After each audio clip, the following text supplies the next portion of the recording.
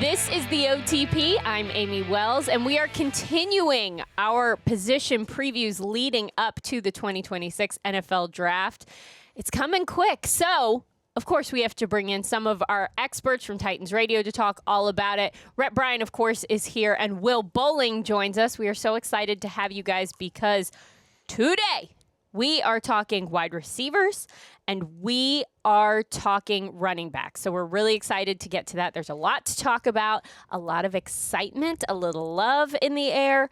So I can't wait to get to all of that. But before we get there, there's another thing that's going on, and that is the start of the offseason program. Players are back in the building here at the Vanderbilt Health Football Center, which I'm getting better at for the OT people. I'm getting closer. Very good. But players are here. They are meeting with coaches. They're working out, doing a lot of like lifts, a little bit of stuff just to get back in football condition shape. Football conditioning. You know what I mean. They're getting back in the football mode. Nothing on the field in terms of like working out or nothing schematic. Right. Yeah. It's just phase one. Right. But guys, it still kind of feels like football's in the air, right? Oh, definitely. Absolutely. Between that and the NFL draft, 2 weeks out here, yeah. We were talking about it today, too, of just seeing a practice jersey. Also, we've seen the full new jersey look, but a new practice jersey as well, and a Cam Ward red #1 with some Titan blue on there with a little bit of a different look. It feels good to just have eyes on a practice jersey, even if it is a practice jersey t-shirt. And Kroger on the shoulder plate. That's right. There you go. How about that? Big deal for old Kroger. Coach Saleh talked about a little bit at owners' meetings about how this is the time to set the foundation. This is football 101. This is the time where you are establishing what the expectations are and what this is going to be through the remainder of the season, really. So it's great that there are so many guys here, that they're participating, and excited about what is to come for the Tennessee Titans. Yeah, he's right, because, whatever his style is and how he likes to run his ship, the Tennessee Titans in this case, all starts right here. They haven't started the installation of offense and defense and those things. They'll get into that as we get into these other phases, but yeah, this is where the culture setting begins. This is where expectations, this is what we expect of you. This is what we want to do, and this is how we're going to do it. This is basically the roadmap. This is it. It is, and honestly, I always think with a new coaching staff, what is it like to have a new voice yelling at you when you're tired? Whether that's throwing footballs, whether that's catching footballs, blocking people, moving people. What is it like when you are in the middle of the fire, in the middle with, everything going on, and you have a new person motivating you and pushing you in that moment, whether that's a strength coach, position coach, or head coach. And you kind of learn that for the first time. You set those standards of what that's going to feel like today, which is going to matter for practice and moving forward. Yeah, you start to kind of establish what the vibe is going to be, which is a very oversimplified way to say it. But you're establishing kind of what is this going to feel like? What are these new routines going to feel like? How are we moving through space? And again, this is very early, but it is really important with a new coaching staff, with so many new faces in this building already, not including the guys who are going to be drafted on April 23rd and beyond. There's just a lot of new, and so it takes time to establish what all of that is going to feel like, what those rhythms are going to be. And this is the beginning of that, which is really exciting. Well, another way to put this, too, this is where the buy-in begins. Mm-hmm. You need your players to buy in and believe what we're going to do and how we're going to do it. And this is where you start putting down the cornerstones of that. And, if it's done correctly, you will see dividends of this. And more than just the win and loss column, which is obviously the greatest goal of them all. Yeah. Football never really sleeps, to be honest. Definitely not. Yes, it's been, 3 months since we had a Titans game, but it's cranking. It is, and I think it's the last first for last year's rookies. When you talk about what it's like to go through an entire NFL offseason, that this time last year was still meetings, top 30 visits, going through that process. And so for Cam, for Jim, for a number of those guys, for Alec and that entire rookie class, this is the last thing they haven't done yet as pros. What is this phase of the offseason like? What is that added leadership and comfort level look like to be able to talk to new players who haven't been here and show them around Nashville, talk about how they're getting acclimated to Middle Tennessee with the new faces that are here. And now the rookies aren't the newest guys on the team. So you talk about a team that is so young, a team that was led so much by the rookie class last year. It's another box for those guys to check that I think is an important part of the process. They're also coming off their first rest in a really long time. I mean, they went through the sure. entire offseason pre-draft process. Yeah, they went through a calendar year. And that's a marathon. And then an entire football year where they had to contribute a lot. There was a lot asked of this rookie class. And so they finally were able to take a break. And now they're able to come back and kind of check in and see where they are and what they need to be doing. They're still learning how to have an off season. So that's an important thing to call out, too. I'm just glad Cam Ward's throwing again. Me too. That makes me very happy. Yeah. I love that. Yeah. And so that's a great transition because who's he going to throw it to, guys? That's a great question. Who's he going to throw that ball to? And in this draft class, it feels like there's a lot of excitement around the wide receivers group. It feels like there's some depth there at that position this year. Let's just hop right into it because the draft is right around the corner. April 23rd is round 1, ladies and gentlemen. And we've got a lot to get through here when it comes to position groups. And today's I'm really excited about.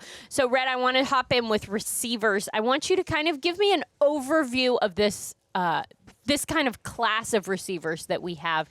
What have you seen? What stands out to you? So the thing about this one, and most drafts in recent history are going to have a pretty deep potential roster positionally at the skill positions because of 7-on-7 football. This one is going to be much different than what we will potentially see next year. And what I mean is the structure of this group at the top. By most people's accounts, it's either Carnell Tate, the wide receiver from Ohio State. It's Jordyn Tyson from Arizona State, or Makai Lemon at Southern Cal is maybe one of your choices of who is the first guy in the first pod to come off the board and be in that first round. I think there will be multiple receivers taken in the first round. I just don't think it'll be at the very top. What I mean by that is this wide receiver group really kind of is a reflection of what this draft is overall. High floor, can get good starters. Whether you get something past that and multiple Pro Bowls or all pro remains to be seen. And I'll start with Carnell Tate as an example. Carnell Tate is a fantastic receiver. He's probably a better football player. He's not the fastest athlete. I think he ran 4.51 at the 40 at the combine. And, he has some good measurables in this. But he's 6'2" and a quarter, 192, hands 10 and a quarter. So he's a big receiver mitts, wing at 78 inches, 4.53 in the 40, 1.61 in the first 10. And he's a plus athlete in the deep ball part of this. 14.6 yards average depth of target. 0 drops on 66 targets in 2025. That's always huge. He's a plus route runner, good contested catch rate. But what he is he's just a really good football player. I think a lot of people view him as a really strong number 2 wide receiver because that is exactly what he was. He was the Robin to Batman. Batman being Jeremiah Smith, the super talented younger receiver who we will probably see in this next year of wide receivers. That's kind of how it starts at the top, but there is positional depth throughout this draft. You can get starters in day 1. Yes, you can get some in day 2 and maybe even in day 3, but as you get to the end of night 2 and into day 3, you get into more developmental than you do straight up starters. Well, when we think about wide receivers and who could be a good fit for the Titans, how much of an impact is last year going to have on that with the additions of Chimdike and Alec Iomanor, who we saw being able to really make contributions, whether it be on the offense or on special teams, and also the kind of reworked contract for Calvin Ridley that happened throughout this offseason. How is all of that going to impact what the Titans might be looking for? Yeah, I think it's a great question. And I think, first of all, I look at this draft and I see a lot of big physical boundary X receivers and think that there's an opportunity there for the Titans to complement the speed and quickness of Wan'Dale Robinson and Calvin Ridley with a bigger outside target to go on the field with them. I think a lot about, too, what Elikai Manor has brought to the table in his one season here. The evaluation of Elick and how much you believe in his ability to take another step forward this next year, I think also plays into that as well. I think of some day two options that I know we'll get to, a Malachi Fields at Notre Dame, who's a bit of a power forward. I think of even some of the guys who aren't as big of targets, like an Omar Cooper Jr., who is a run after catch type of guy. I think of guys who are going to stretch the field. And for a player like Wan'Dale Robinson, who last season in New York had so much more production in the deep middle part of the field and operating in a phone booth on third downs, on those crossing routes, those deep crossers that Brian Daboll offenses have really been reliant on, who is going to stretch the field to create the space for Wan'Dale Robinson to be able to operate underneath? I think that's the question I'm asking, looking at this team and looking at this draft class. Denzel Boston is another name that I really like, with strong hands, as someone who has combat catch ability. But there are a lot of big physical outside targets that I like for the Titans in this class specifically, and I think those are there on day one, on day two, and day three. I want to follow up with that because we also have to acknowledge the fact that the Titans have a new offensive coordinator in Brian Daboll, which we talked about in the previous episode. If you didn't hear it, go to wherever you get your podcast and listen to last week so that you're all caught up. He uses a lot of two tight end formations, which changes, kind of recalibrates how many receivers obviously are going to be on the field. You can only have so many players. How is that going to make an impact, do you think? Yeah, I think, again, that goes back to where is that outside receiver that's not going to be utilized in the slot as much? And that's where a Malachi Fields comes in from Notre Dame. Jordyn Tyson is someone that might not be in the range where the Titans are picking, but is someone that fills a mold like that as well, as a bigger target combat catcher from Colorado to going to Arizona State. But I do think that then you put the two tight ends on the field, then you're talking about at times where I think we'll see two running backs on the field at the same time. I think you're talking about a player in Wan'Dale Robinson who's been deployed both inside and outside, who has that positional versatility, a la Chimdike, who is deployed very similarly in his rookie season here for the Titans. But that big outside guy, I feel like that's the thing I learned the most going to the NFL Combine was this is a really good year to want that kind of receiver and that big almost I know Eli Stowers is a tight end from Vanderbilt, but that kind of mold I think is everywhere across this draft, and I think it's exactly what the Titans need, considering the two tight end sets they'll be in and receivers that love to run block. It's not the thing they're asked to do first, but it is something they will be asked to do in this offense. And that, to follow up what Will's saying, what I started with about what this is, like, yes, there are big X boundary receivers, and typically the X position is wide receiver one. Right. For some of these teams, that may end up being the case. What I'm saying is these are high floor players. Right. When you're talking about, when we're sitting here next year talking about wide receivers, we're going to go, okay, here's a day one starter, here's a day one starter, here's a day.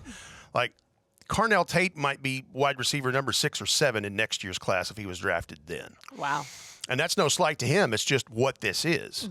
But, yeah, you can, depending on what you want, I mean, there's slot receivers in this. There, as Coach Mack would say, gadget guys. There's X's. There's all of that. And then there's some really good, just straight-up football players that will help produce for you. So the Tennessee Titans are picking at number 4 on day 1. Is there someone who would warrant that slot of a pick at number 4, or are we talking more day 2 guys? The only one in my mind is Carnell Tate. I think it's a little high for Jordyn Tyson Makai Lemon, and then when you started getting to the Omar Cooper Jr.'s or Kevin Concepcion, Germie Bernard, Malachi Fields, those are all towards the very fringe end of round 1, and really some of those guys are in night 2. So let's talk about some of those day two guys. Are there any that really have caught your interest just because of what they're able to do? Maybe a fun story. Who kind of sticks out to you? Well, I'll start with the guy that I think is maybe the most safe pick at wide receiver in this group, and it's Germie Bernard with Alabama. Yep. He's not the biggest. He's not the fastest. 6'1", 206. Ran a 4.48 in the 40, 1.52 in his first 10, so there's some explosion there. 32.5 vert, 10.5 broad. Had the fastest three-cone drill at the combine at 6.71. Whoa. So he has loose in his lowers. He has fluid hips, and so he can, make things happen with the lower half of his body in line with his very good footwork, very good route runner. 17 forced missed tackles in 2025, and that's where the lowers being so fluid comes into play. For his career, 155 catches, 2,203 yards, 14.2 yards per catch in his career, 13 touchdowns. Well-rounded, reliable. He is just a really good football player. Yep. And, he's got a high-cut frame, which is one of those things where it's interesting to see that he is still so loose in the lowers being high cut like that. But and he doesn't drop the ball. 2.8% drop rate, 98th percentile. He is a ball catcher and has special teams value as a kickoff return man. He's a Z receiver, but he may be one of the safer bets in this. In fact, he had been around, like he went to Washington, didn't play there, transferred to Michigan State, then transferred back to Washington, and then to Alabama as Kalen DeBoer was hired for the Crimson Tide. And his teammates in that room called him Uncle Germ because he's kind of the old man in the room. But Uncle Germ is a good bet for somebody. What about you? I like Germie Bernard, and I think, too, he is maybe the next step down from what Carnell Tate is, too, in a lot of ways, of guys that just get open and catch the football. For me, Chris Bell is such a fascinating story as someone who comes into this 72 catches on 106 targets, 917 yards, had 9 catches for 136 and 2 touchdowns and a win over Miami. The film of that game is amazing, and there is a strong comparison that people way smarter than me continue to make on Chris Bell, but it's A.J. Brown. And a lot of what you see from Chris Bell in college, the contested catchability is there. Going over the top of a defender, you see him do that. What I like in Chris Bell, and he did it against Miami on one of his touchdowns, is he will take a slant that's passed to him 5 to 10 yards down the field and turn that corner while maintaining full speed and get around the defense to the boundary for a 50-yard touchdown. That's what he does time and time again. He's not just this big physical, I'm going to moss you, for lack of a better term, wide receiver. He'll also run around you. The interesting thing is he tore his ACL late in the season on November the 22nd at SMU. Mm-hmm. Going through this process, he is running. He is, from all reports, on track. He is in good shape. And you look at a November ACL injury now, you're talking best case scenario if you're thinking 7 to 10 months. Again, I'm not going to pretend to be a doctor, but from what we know about ACL injuries and in 2026, the way these things are rehabbed, you're looking at someone that can maybe be starting to do some football stuff around training camp, and that would be a goal for him. Let me say this, too, about Chris Bell, because he's right. The medical checks or something in this. He said at the Combine that he's on track to be helpful, but that's going to be later on towards the regular season. The things that are questioned about him is the way that Louisville deployed and used him, because he doesn't have a huge route tree. He's more like catch stuff underneath and watch him go. Think of, and I'm not comparing him directly to this, but think of the way when DK Metcalf first got in, like just getting the ball and get him to go. And that's what it is. Like his drop rate is really good. It's in the 77th percentile. His separation is ridiculous because he's an athlete, and I would have loved to have seen what kind of 40 he would have run.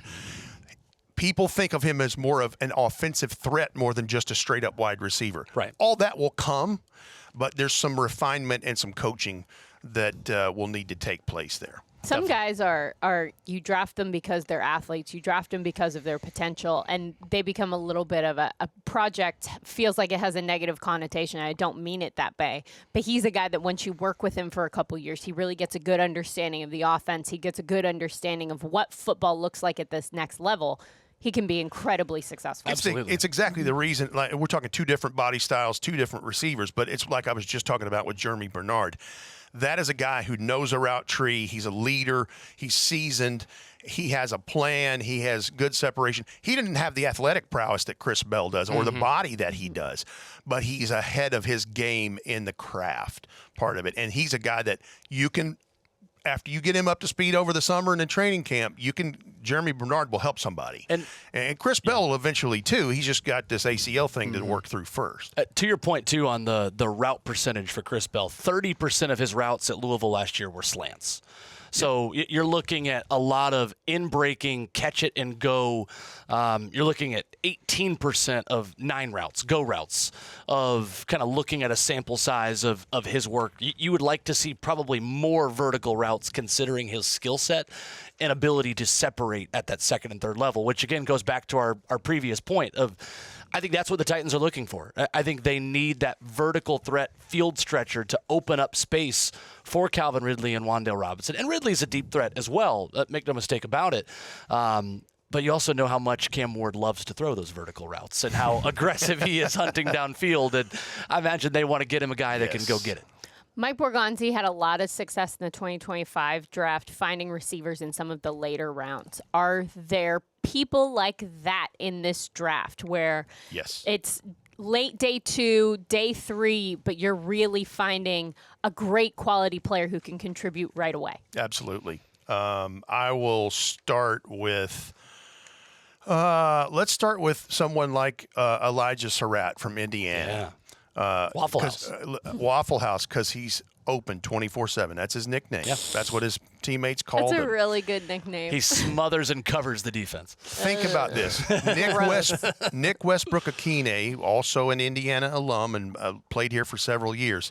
For his career at Indiana, which I think NWI played 4 years, 144 catches, 2,226 yards, 15.5 a catch, 16 touchdowns. Elijah Surratt, 242 catches, 3,678 yards, 15.2 per catch, 44 touchdowns. Wow. St. Francis University to James Madison to Indiana, 0-star recruit, 6'2.5", 213, hands 10, a little shorter on the wing and arm, really high floor, reliable hands, high football IQ. He is at worst to start out a possession receiver for you. And, you know, he worked through a hamstring injury in his 2025 year when they went undefeated, won the national championship. But that's a really nice receiver for somebody to take probably towards the end of day 2. Yeah. I love it. I know I've already mentioned Malachi Fields and the different things he can bring you. 38-inch vertical, 6'4", 218, 4'6", 140, 163, 10-yard split. He is the comeback route king, Malachi Fields. He is someone that on 3rd down and 8, you run a comeback 9 yards to the sticks. That is where he gets a really good separation. I want to go day 3, though, to someone who Cam Ward has thrown to before, and that is Ole Miss wide receiver Dejon Stribling, who made a lot of highlight plays in the college football playoff for Ole Miss. He was at Washington State with Cam Ward in 2022 and had 51 catches for 602 and 5 touchdowns. He will turn 24 years old as a rookie, experienced player with over 3,000 snaps. But this past season, 144.8 passer rating when targeted, was 16th, according to PFF in FBS. 7.8 yards after catch per reception. He is 6'2", 207 pounds, and ran 4.36 in the 40-yard dash. This is someone that I think is a 4th or 5th round player, if I had to guess. A day 3 guy up for the Biletnikoff this past year. 154, 10-yard split of that 40. Ole Miss's second leading receiver, 55 catches for 811, 6 touchdowns, including 199 in 2 college football playoff games combined. Played his best in the biggest games late last season. And that's nice ball player. He is, especially for where he's going to be taken. I'll give you some day 3 guys one end of day 2 that's developmental, and then a day 3 that's really intriguing that is a little more on the developmental line in this. First, Ted Hurst from Georgia State. This is a guy who got an invite to the Senior Bowl, went from Division II Valdosta State to Georgia State, and then at 2 years at Georgia State, he played under their offensive coordinator, former Cleveland Browns coach Hugh Jackson is the offensive coordinator there. 71 for 1,004 yards, 14.1 per catch in 2025, 6 touchdowns. And again, it's a smaller program. That team only won 1 game, and he still had that kind of production. So big fish in a smaller pond. 6'4", 206, arms nearly 33, hands 9 3/4. At that size, ran a 4.42 in the 40, 1.55 in his first 10, 36.5-inch vert, and an 11-foot 3-inch broad jump. So some explosion is there. He had 34 catches of 20-plus yards, explosive plays over the last 2 seasons. Number 1 in FBS. 70% of his catches were either first downs or touchdowns. Wow. Now, let's talk about where he played, because that's where the minuses are. First thing is 6'4", 206. He needs to add some more functional strength against bigger defensive backs. And then the film versus better competition, because he did play against Vanderbilt, and there was somebody else, I forget who, a little more stifled in that. So the leap in competition is going to be a little bit of a challenge for him, but the athletic prowess and what he can do, it's all there. Mm-hmm. It's just got to get worked out. And then there's one that's very interesting to me, and this is Jeff Caldwell, the wide receiver from Cincinnati. He played at Division II Lindenwood University, and so he transfers to Cincinnati. But get this, he was 5'8" before his senior year in high school. He is now 6'5", 216 pounds, arms 32 5/8, wings 78 inches, 22 miles per hour on Cincy's catapult system on the field. Not bad. Not shabby at all. In fact, at the combine, 4.31 in the 40, top 4. 1.48 in the 10, number 1. 42-inch vert, number 2. 11-foot, 2-inch broad, number 2. He's raw in his development. He needs some refinement with just the position itself.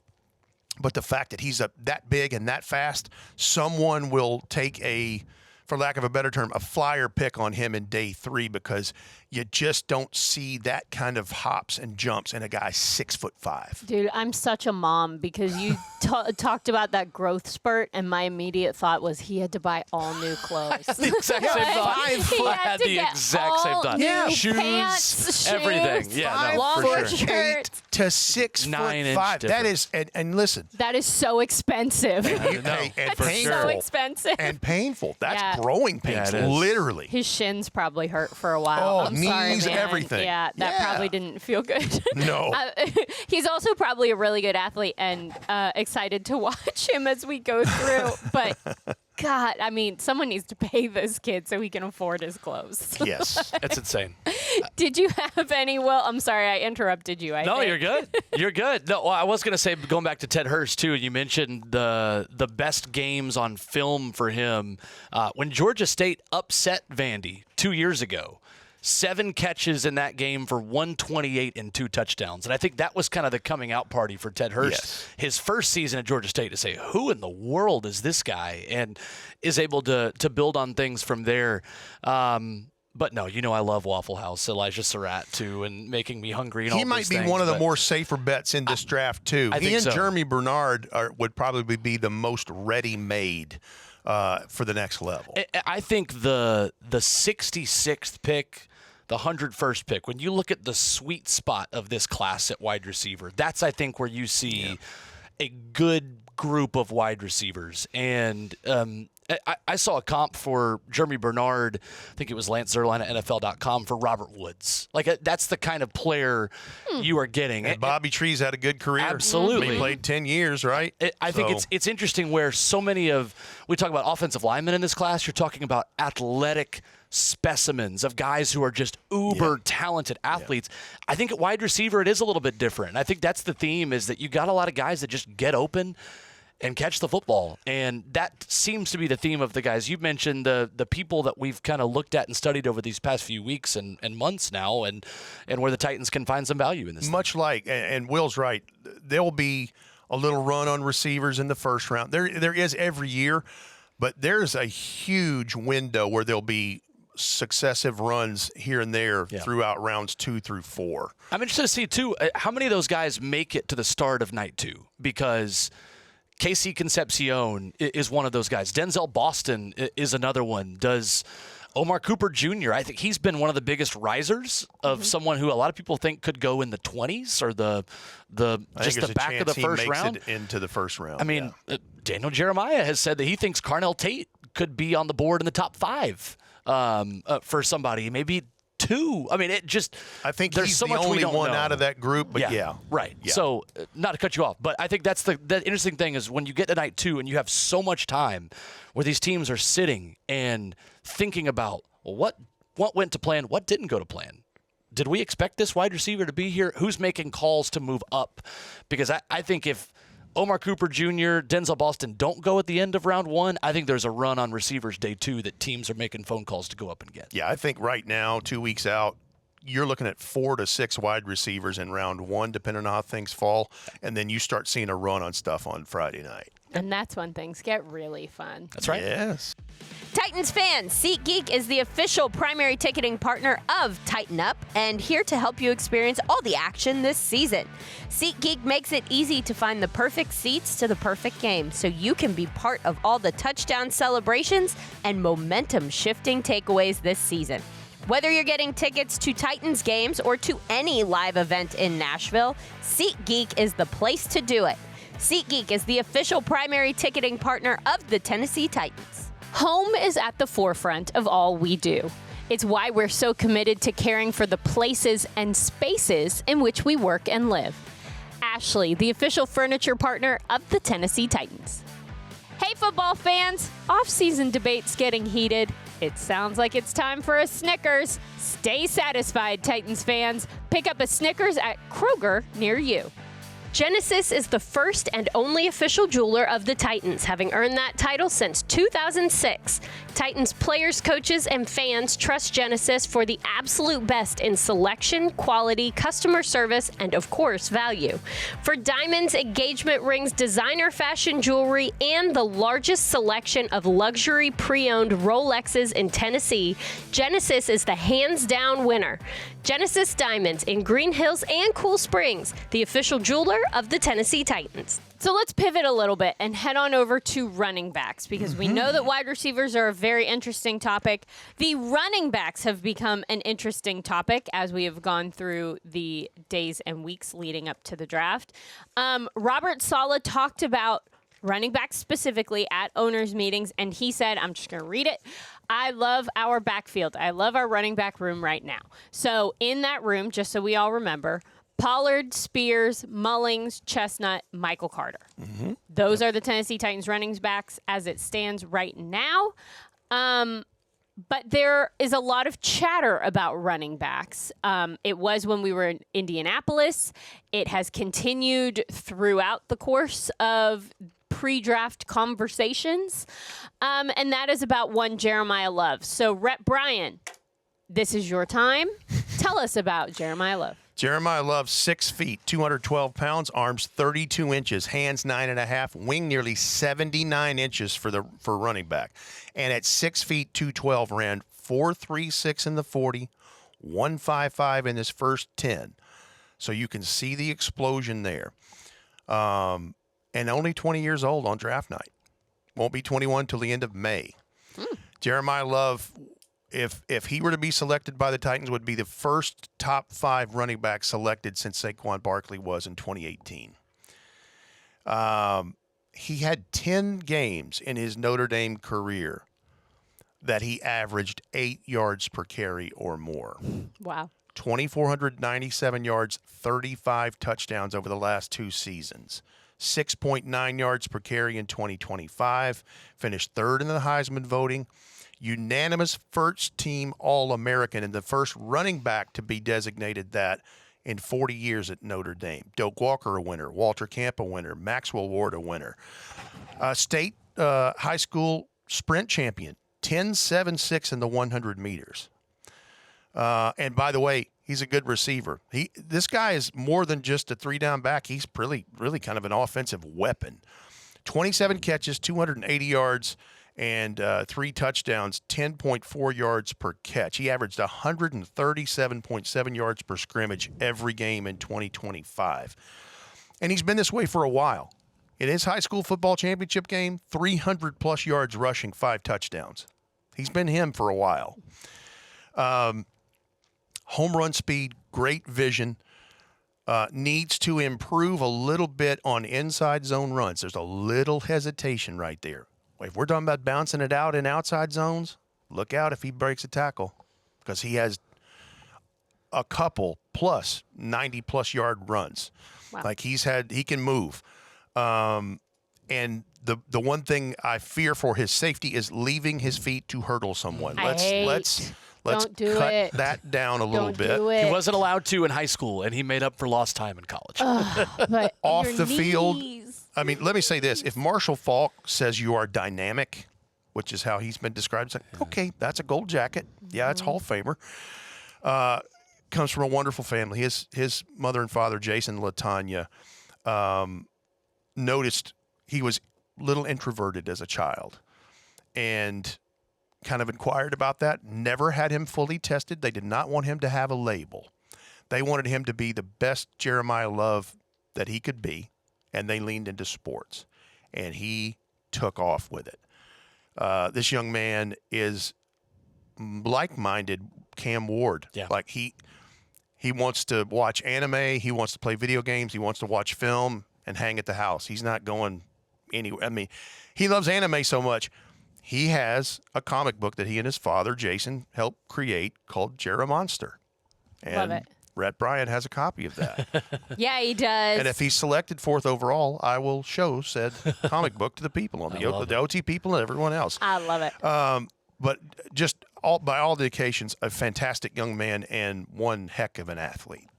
So when we look at Jeremiah Love and we look at the rest of the running backs class, is there a chasm between one and everyone else?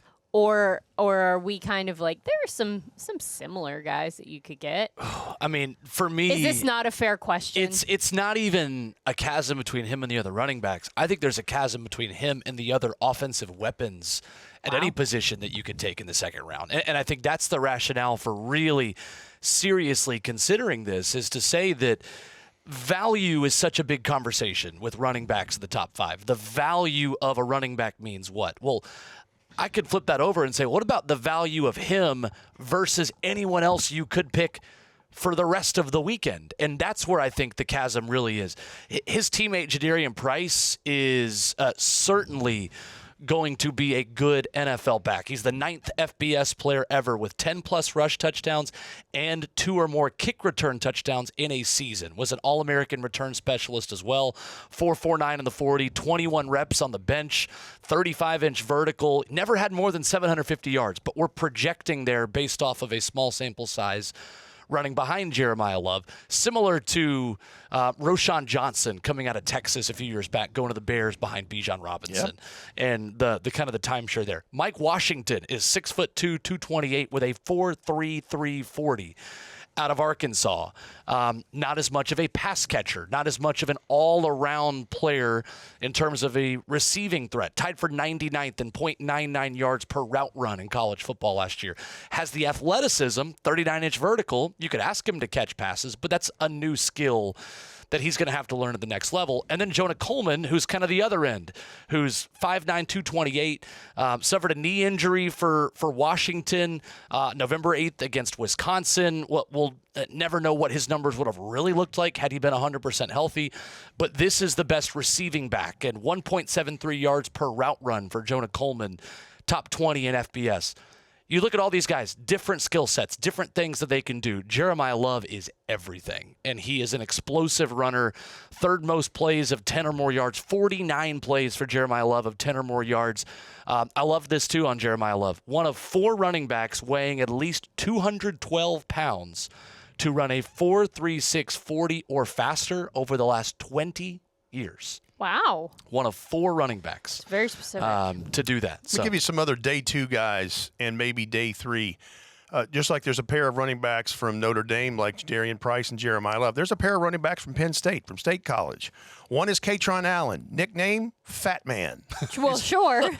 His mom gave him that. He must have been a big toddler, like he's a pretty good sized kid, you know? Just a little round. Yeah. No, Fat 4-year Man. guy at Penn State.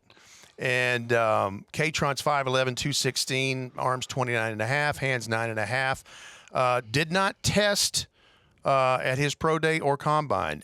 He says, you know, do you want to run to 40? He goes, no, probably run it pretty fast. I'm like, okay. Sounds like a Coach Mack answer. 974 snaps in the last 2 years, 6.2 yards per carry in 2025, 3.5 yards after contact, plus in contact balance. Football security, good. Only 2 fumbles in the last 2 years, and that's with over 200 rushing attempts, so that's great.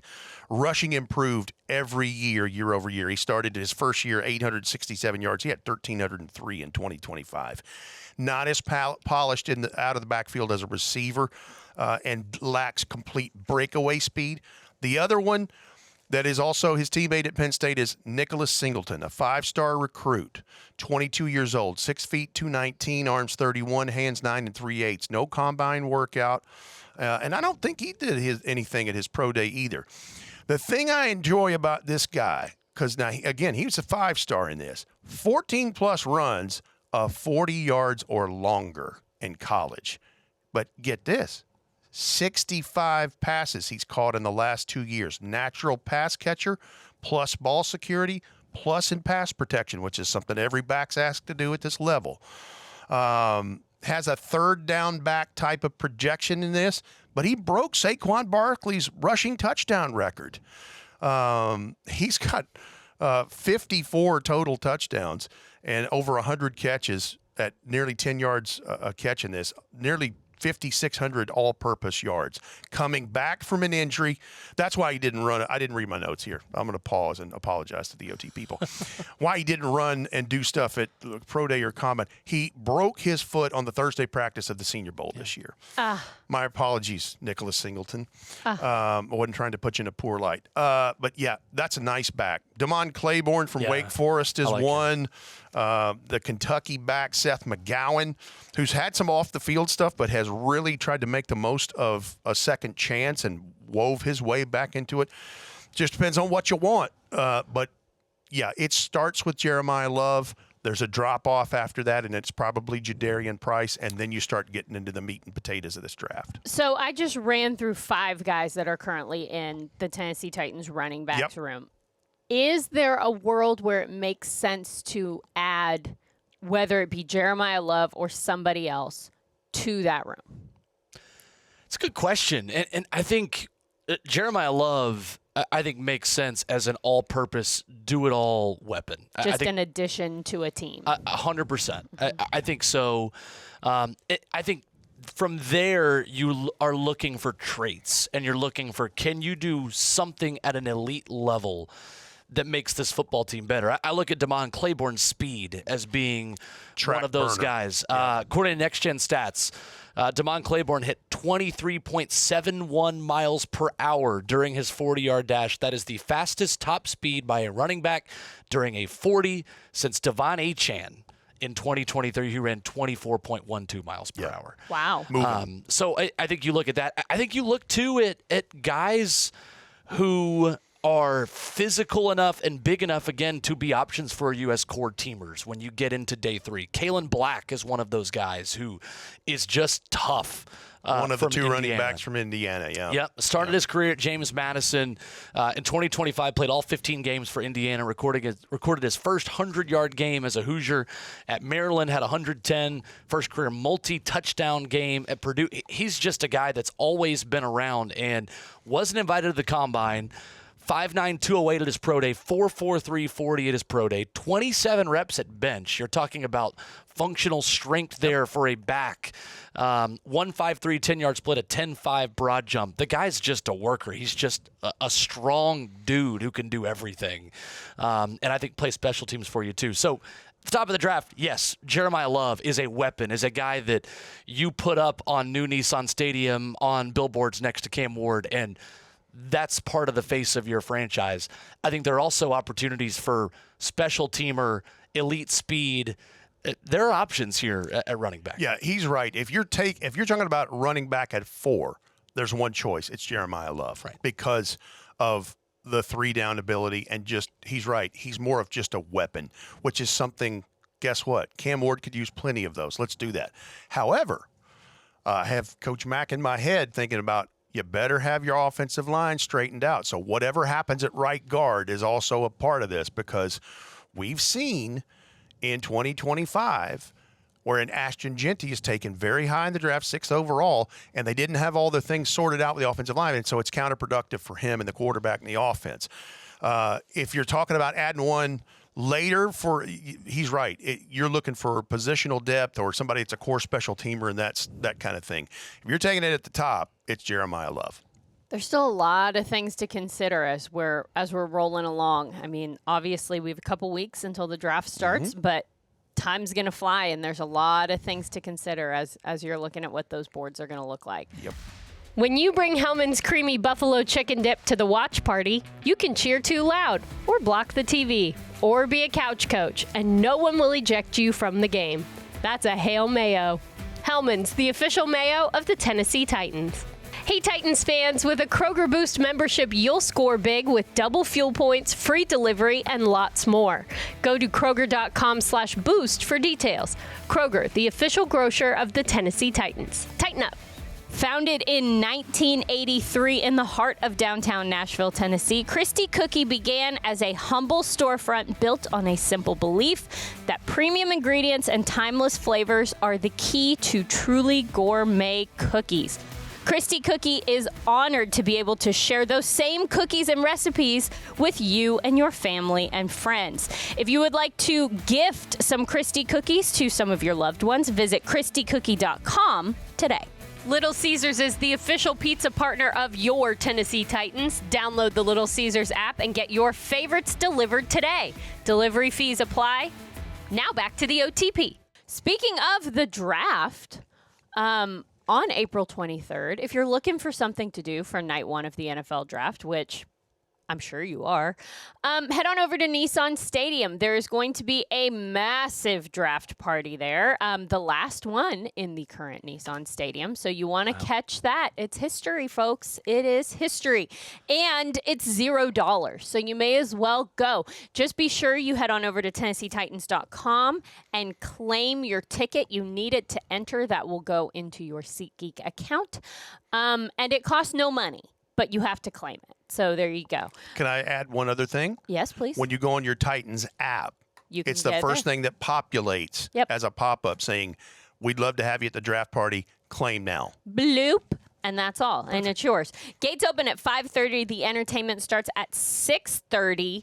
Entertainment includes Titans Radio. We will be there, and we will be entertaining the masses with song and dance and lots of Titans draft coverage. Yes. Tail of the tape, 40 times, all those things. We're going to have everything to keep you updated, get you ready for the draft, and then we're walking through it with you all the way up to the Titans pick at number 4.